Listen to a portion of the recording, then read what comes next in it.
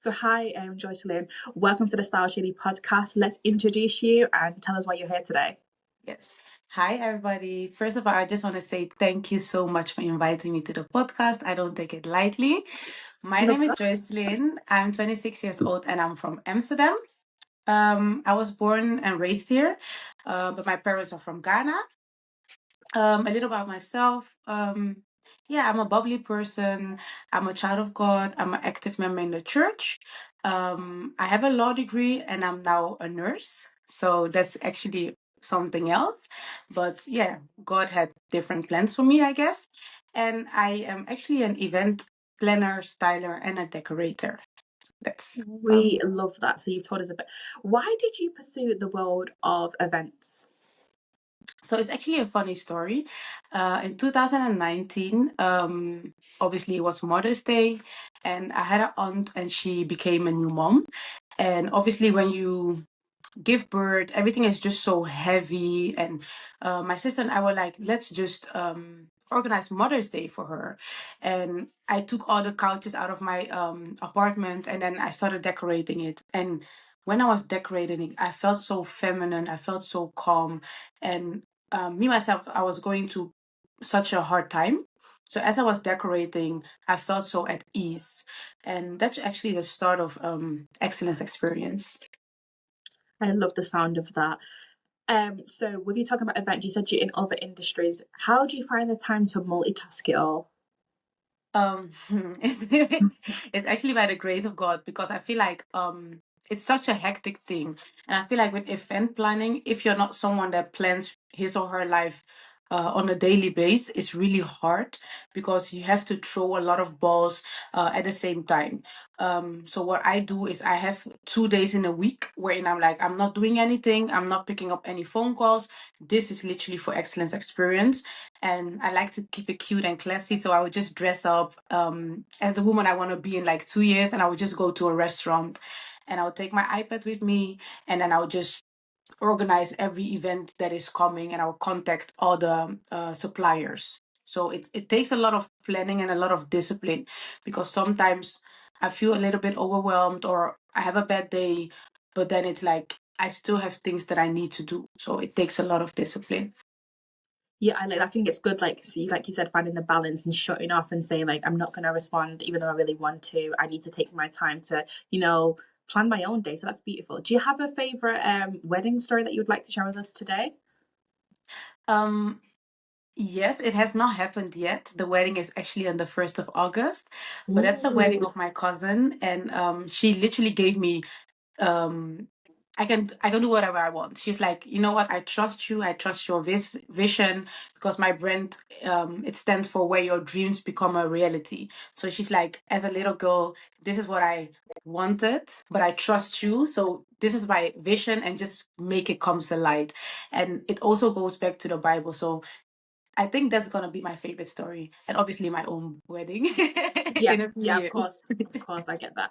How do you incorporate God into your business? That's actually a good question. I feel like what I do before I take a client, I pray about it. Before I start decorating a hall, I just walk into inside of the hall without any decoration, and I just pray that the Holy Spirit will be present. And also, like in the Bible, it says, "What God has joined together, let no man set apart." So I just say a little prayer like, "God, I'm gonna decorate today. I know they are going to like it, but I just want you to make sure that what you have joined together, let no man set it apart." And I just ask for strength. I ask the Holy Spirit to give me strength because it can get really overwhelming on the day itself.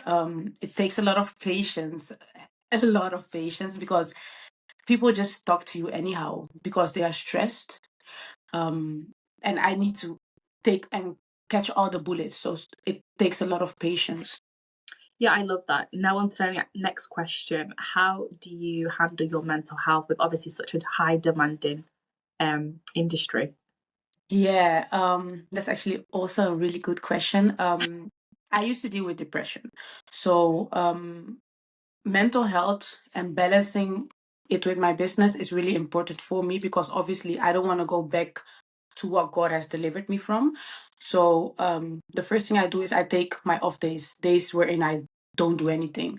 If I feel like I'm getting too overwhelmed, I allow myself to sit in that feeling and ask myself, why are you feeling how you feel? Why is your heart pounding this fast? Like, did you get offended by something someone said? Like, I really sit down, I slow down, and I ask myself these questions.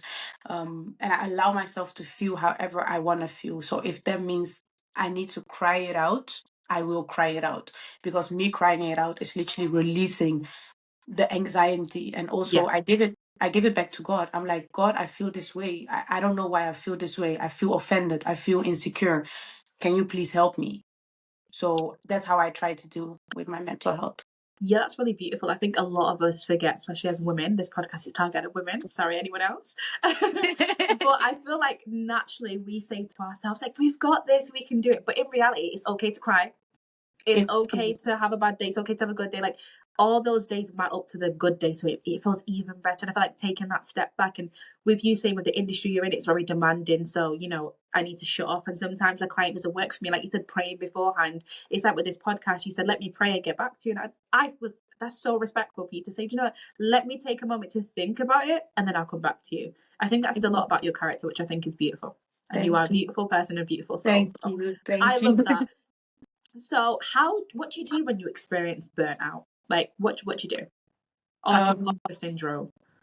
so by the grace of God, I've not experienced that yet, but I've come Thank the Lord. close.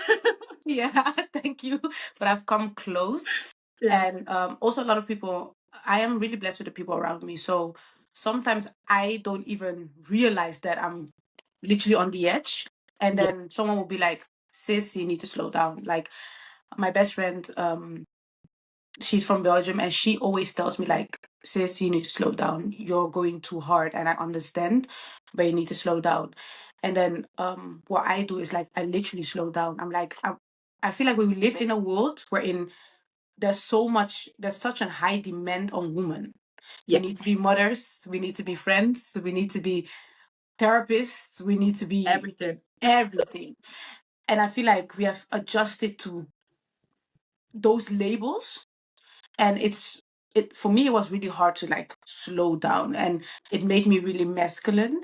But the moment I became aware of um oh, this, in the work field I have to be masculine, but outside of the world I can be Feminine, yeah. feminine, that's when I literally allowed myself to slow down and to be like, I don't have to take every booking, I don't have to respond within a minute, i don't have to I don't have to do certain things. It's because I want to do it. I don't Correct. have, there's nothing that I need. Like the only thing that I need to do is praise the Lord, because he cannot do that by himself. Mm-hmm. But except from that, I don't have to do anything. So that's how I allow myself to slow down. Yeah, I think that's really beautiful. I'm glad that you actually haven't experienced it yet. Sadly, I have. So I wouldn't recommend anyone to experience it, but if it fully puts it into account, like what's important, what's not important. And when you said like women have to wear so many hats, I like the fact that you said that, because I feel like as a woman we find it hard to say that, but we just do it. And other women say, oh, just get on with it. But no, not just get on with it. Like, let's set down, we tell our clients to relax to their wedding day, or tell the clients to like do this, do that, but we don't ever say to ourselves, like, do you know what, like, let's step back, let's take a breather, and it's okay, and whatever's meant for us will never pass us by. And I fully Exactly. believe in that. Exactly. So on to the Amen. next question. How do you practice self-care, and how do you help your clients practice self-care before the big day comes? Okay. So I'm actually the queen of self-care. Love that. Come on, let's hear it Like, all. I am literally the queen of self-care. Like yesterday I felt overwhelmed. I almost cried. I'm like, you know what? Nah, I'm going to get a massage. I'm like, I don't care how I'm going to make this happen. I'm doing it, because I feel like it goes back to being a woman. People take from your well. So we are the well. Like, they take from your cup. And I'm like, I cannot help anybody if my cup is empty. I'm not Mm-hmm. going to do that anymore. I've done that. Didn't end well for me. So now I'm like, I need to fill up myself first. So if that means I'm going to get a matcha every single day to make me You feel look at the better, matcha. I'm gonna do that. If that means I'm going to take a massage every week, I'm going to do that. If that means I'm gonna read my Bible every single day because that's what I need, I'm gonna do that. If that means I need to say no and have hard conversations with people that I love, I'm going to do that. I'm a retired people pleaser. So now, if it is inconvenient to me, I just say no, because I need to love myself as well. The same way I love my sisters, I need to love myself as well. So I feel like setting boundaries is such a big thing with um, self care. Yeah. And I tell my clients that as well. Like, before your big day, everybody wants to speak to you. On your big day itself, everyone wants to speak to you, but just say no, because it's your day. You need to enjoy your day as well. We brides are so busy with, is everybody gonna enjoy my day, Yeah. that they forget that it's their day as well. It's They about need to them. enjoy Yeah. it as well. That's beautiful that you say that in self care. So self care, what does it look like outside of work? Because we touched on it, we touched upon it further in the podcast. Sorry, earlier in the podcast, but I want you to kind of dig deep a little bit more. I want to hear a little bit more about why you're the self care queen. Okay. So self-care for me is like, when I leave the house, I want to look put together, because you never know who you're gonna meet.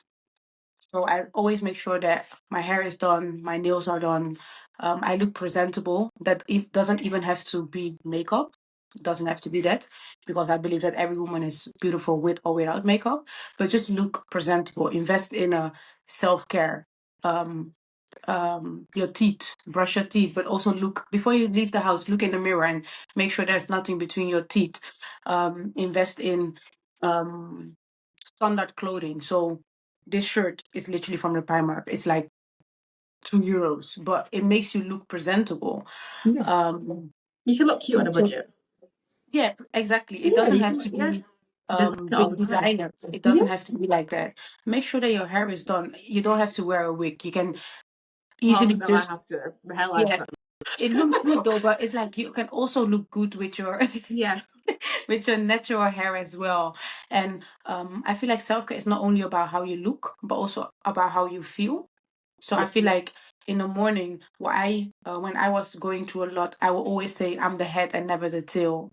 God is within me, so that means I will never feel. Like, I will literally speak life into myself, Oh, I because like that. yeah, because it is true. Like, if you have God, you will never feel. Like, maybe you'll go to a season wherein everything feels so hard, but God also says like He will prepare a table in front of your enemies. So I'm like, speaking life into yourself. I feel like that is the biggest thing that people forget when we speak about self care. They always think Mhm. that it's about how you look.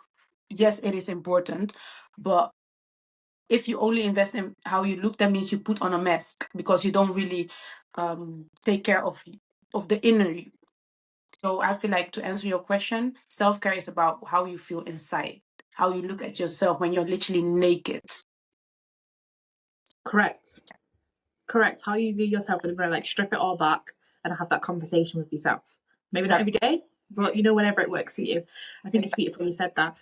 That's on to my next question. That's why my eyes went that way. I was like, do I ask the question? But she's kind of touched on the question, but I'm gonna ask anyway. So obviously, with you being a friend, obviously you're in womanhood, like obviously helping professionally, personally. How do you find the time to stay connected with you as a woman? I know you're still young, but with the podcast being girlhood, motherhood, you're not in motherhood, so you're girlhood straight to womanhood. There's no in between for you, not yet. But maybe part two. But I will be but one day. you will, and you're gonna be the best mother. But on Thank you. womanhood, Yeah. So how I stay connected to myself, I wake up in the morning very early, and I just ask myself, like, how do you feel now when you're waking up? Which feeling comes to your mind? And some days I'm like, I'm so grateful. There's nothing to complain about. I feel amazing. But I also have days wherein I'm like, this is a heavy day. It feels heavy. I might cry myself to sleep, and the next morning I still feel a bit tense. I just slow down and I'm like, you know what? Before I leave my bed, I need to cry this out. Sometimes someone will literally call me and I'll be like, no, I need to cry this out, because this is how I feel right now.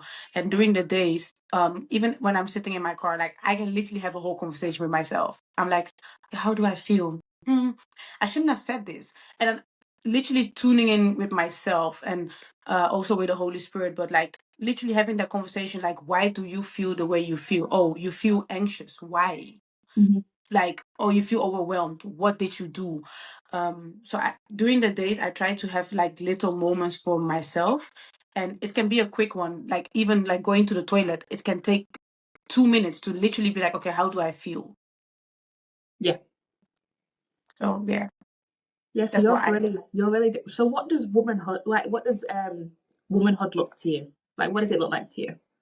With you So saying when I, the car, you know, kind of talking to yourself, let's dive deeper. Like what does it look like to you? womanhood to me means it's so weird, but it means community. Womanhood means to be able to be like a real woman, as in this is how I feel. Um, I'm scared to literally be open and naked. I feel like being a hard person and not able to speak about your emotions, that's not woman.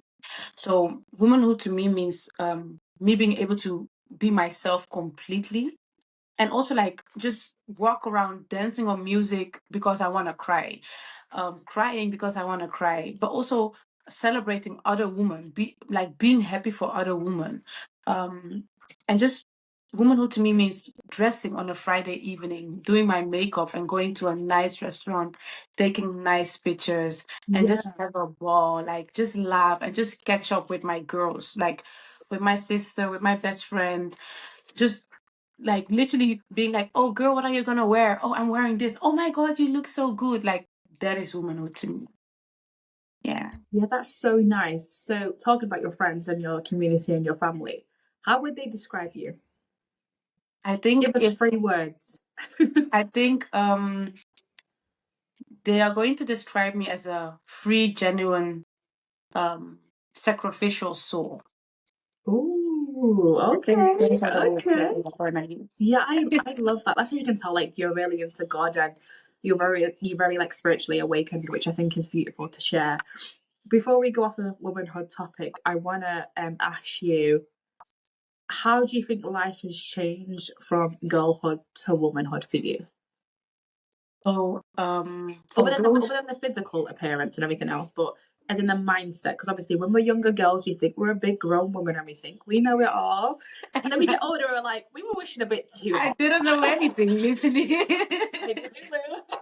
So I think the biggest transformation for me has been this past year. Um, and I also always used to say like I'm a woman, girl. I was not. I wasn't, and I feel like the last year I've really developed emotionally, because when I used to be like a little girl, I would literally have a tantrum about everything. Like I was so emotionally um unstable, but also immature. I wasn't able to state my boundaries and what I needed, and that was resulting into me being a people pleaser. And the past year, I've really invested in me and in how I feel in about how I feel emotionally. And now I can literally be like, "This is what I need." Okay, as a friend, you're not able to give it to me. That means I love you, but I need to go. Yeah. Um, and I feel like that has been the biggest transition for me in being a woman. And also, I want to be soft. I don't want to be hard. I used to say, I don't need a man. Well, girl, I do need a man. Like, literally, like Guilty. those things, like, well, I do need a man. Like, Yeah. I wanted to do everything by myself. Like, I was so masculine and so, I was so, yeah, I was so bitter. I was so bitter in the victim mentality, like they did this to me, how can they do this to me? And now I'm like, okay, but I am able to take accountability of the role that I played in those situations. Yeah. I feel like that has been like the biggest transition for me, and that allowed me to become softer as a woman. Yeah, I love that you said that. Like, I feel like as you get older, you realize like you thought you were emotionally intelligent, but you wasn't emotionally intelligent till you get older because the forehead thing hasn't grown yet, like 25, 26. So as to 16, like between 13 and 16, every girl's like, I know it all. Like, I don't can't care tell me what anyone anything. says. I've got my handbag, Exactly. lipstick. I'm going I'm somewhere. going I'm out, gonna wear like London. Like I'm going literally. places. Like my mama don't know nothing, but In reality, you get older, you're just like, damn, I was really a, like I was I not. was a brat. Like, Yes, yeah. Like I was really letting society get to my head, and then you get older, you're like, oh, I died to be younger again. But you know, that's just how life is. I think it's beautiful that we wrapped womanhood there and briefly spoke about girlhood. Like, I love that. If you could speak to your younger self or any younger girl, what would you tell her for advice now that you're a lot older? um, I think what I would tell my younger self is that I'm worthy. I'm worth it. Um, and that I'm able to rest. I'm able to enjoy the moment. And I think that I will also like, if my younger self was sitting next to me, I would really apologize to her for the things that I allowed her to go through. So my advice to younger girls is like, slow down. Life is bright. You have a future that is so bright. You don't need to do everything right now. Just take your time and invest in you. That boy, he can wait, literally. Like, he can wait. Just invest in you and the things that you like, and don't put your life on hold because of anybody, not your friend, not your boyfriend, nobody. And um most of the time you think that you're alone, but one thing that I will tell my younger self is I was never alone because the Holy Spirit was always there with me. The Bible also says like he is near the brokenhearted. So for anyone that feels broken, literally, like, you're not alone at all. So yeah. Yeah, we're not finished just yet. We still got more juicy questions to ask. I love that. What advice would you give to a young girl who was like you, who wanted to get into this field, didn't know she wanted it yet, but kind of needed the advice? What advice would you give her? Into event planning. Yes, correct. Okay, so I would tell her study, go and look for a mentor, um ask people if you can do an internship with them, and invest in that as well. So we tend to want to make money really quick, but I would literally tell her like, go and do an internship. If they don't pay you, that's fine. It's your time. You're literally learning a skill, and also believe in yourself. You don't need to be like everybody. You are also unique in yourself. And I would also tell her like, don't be afraid to charge what you need to charge. Yes. I love that's great advice. What red flags would you tell her to look out for clients, for businesses that want to kind of get your help, maybe like collabs, or for like clients? As for clients, I would be like, um, stand your ground. So let's say your policy is someone needs to pay 4 weeks before the big day. It doesn't matter how old they are. It doesn't matter how good you know them. Stand your ground and stand behind the policy that you made with them, because them booking you means them accepting your policy. So if they are telling you, oh no, I will give you the money on the day itself, send them a respectful message and be like, this is not how I work. Stand your grounds. And also, um, don't be afraid of putting yourself out there. Your work is not their work is not your work, their clients are their clients, and your clients are your clients. So that will be the advice that I will give to them. That's good. How do you show up on social media? Like, what advice would you give them on social media? Because obviously, there's so much online with pressure, things to do, things not to do. What advice would you give to anyone getting in the event? Obviously, more so weddings. Yeah. I would tell them, keep on posting. Like someone said, I think it was Haley, she's from the UK as well, she said, you're too broke not to be posting. Make sure Correct. that you're visible. People are looking. Even if they don't follow you, they are looking. So keep on posting, keep on posting. Even if there are no clients coming, literally keep on posting, and um invest in the way you edit your videos, um and use the right hashtags. Keep on, like, even if you have to repost your work 20 times, repost it. Until you get Someone will the see it. yes. Yeah. Yeah, that's really good. Where can this community find you on social media? What platforms you're on and what are your apps? So my event planning business is called Excellence Experience, where your dream becomes an experience. It's literally, if you look up excellence experience, you will find me. And my personal Instagram is Jocelyn AOV. If you type that in, you'll find me. I'm on TikTok, Instagram, Facebook, wherever. I'm there. I'm Yeah. literally everywhere. And last question, what legacy are you leaving? um, oh, that's a good thing. The legacy that I will leave is that if you build something on a good foundation, in my case, Christ, it's always gonna stand. It doesn't matter which storm comes, it will stand. And I feel like me being a woman of color, the way I was raised, we were not about like leaving investments for your children. Um, and I feel like that's a generational curse that I want to break. I want to make sure that when my children they turn 18, they have something going on for themselves. So I feel like excellence experience is not only for me, but it's also for the generations that are coming after me. I love that message. That is so beautiful. We loved having you on the Style Shady podcast. Thank you so much.